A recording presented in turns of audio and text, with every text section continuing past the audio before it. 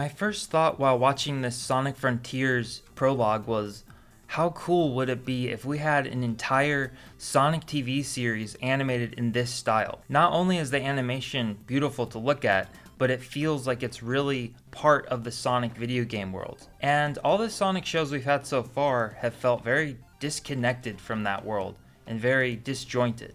So I really appreciate the callbacks to Sonic 3 and Sonic Adventures that we see in this prologue. Let's jump right into my animation program and look at just what makes this animation so appealing.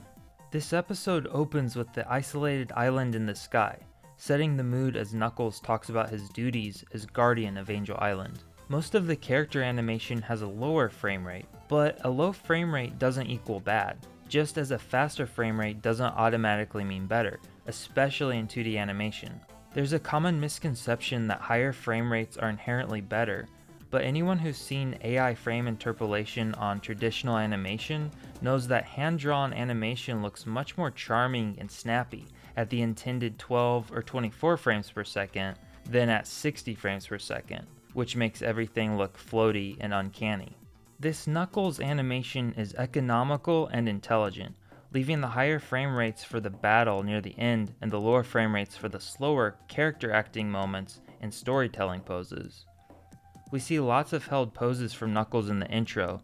We can absorb his stoic personality and fully feel what it's like on this isolated floating island. Subtle camera movements and rain effects keep everything alive, even when Knuckles is held in a single pose for the majority of a shot. This episode has excellent pacing in that each scene reveals a new mystery about Angel Island that escalates the tension. In 2D animation, animating at 24 frames per second is referred to as animating on ones, because you make one drawing for all 24 frames. Animating on twos is where you make one drawing and show it for 2 frames, or 12 frames per second. This walk of Knuckles is animated on threes, or 8 frames per second. It works because Knuckles isn't moving much horizontally across the screen. If he were to run fast from one end of the screen to the other, 8 frames a second would cause a strobing effect. When Knuckles punches the tree, we get a nice smear frame of his glove. Also notice the camera shakes from the force of his punch, and some of the leaves are on their own layers shaking separately. The fruit that falls from the tree follows the bouncing ball principle. The Chao catches the fruit and squashes down upon impact of the ground, then bounces back up and hangs in the air a couple frames before landing and settling.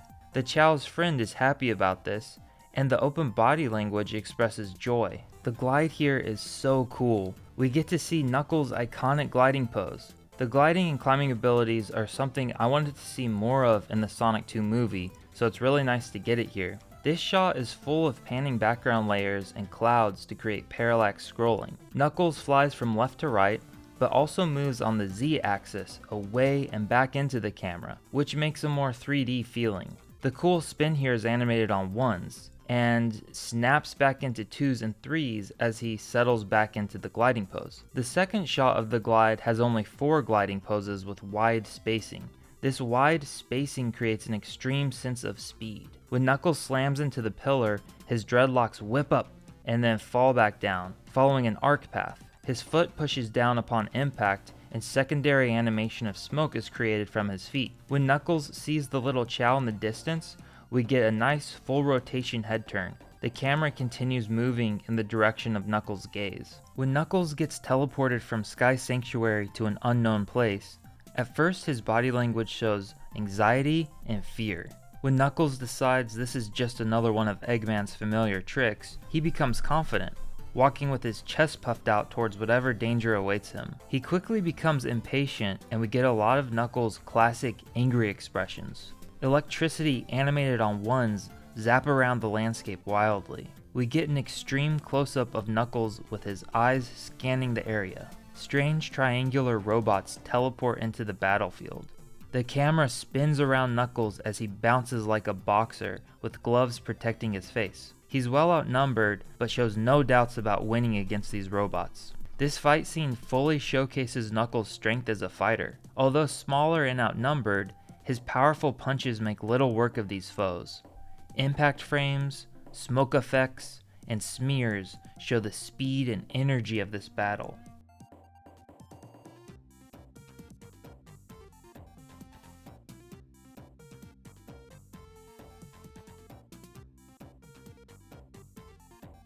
We see a cool spin dash that launches into a punch.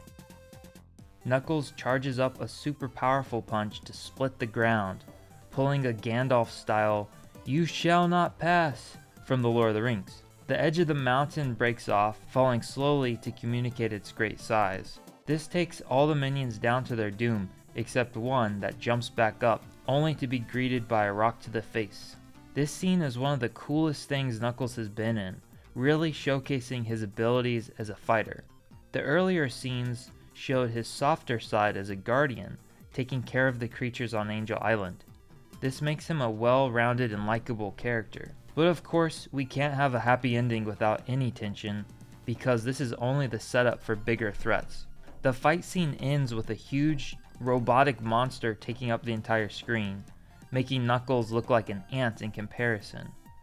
And like a helpless little ant in a science experiment, he's scooped up and placed in a container. This Sonic Frontiers Prologue has some of the best art direction of any Sonic-related media. Knuckles is my favorite character, and Sonic 3 is my favorite game, so it's so refreshing to see him finally getting the respect he deserves. What did you think about this Sonic Frontiers episode? Let me know in the comments any details you noticed or thoughts about this Knuckles animation. You can watch more animation dissection videos like this one from the animation analysis playlist. Like the video if you liked it, and thank you for watching.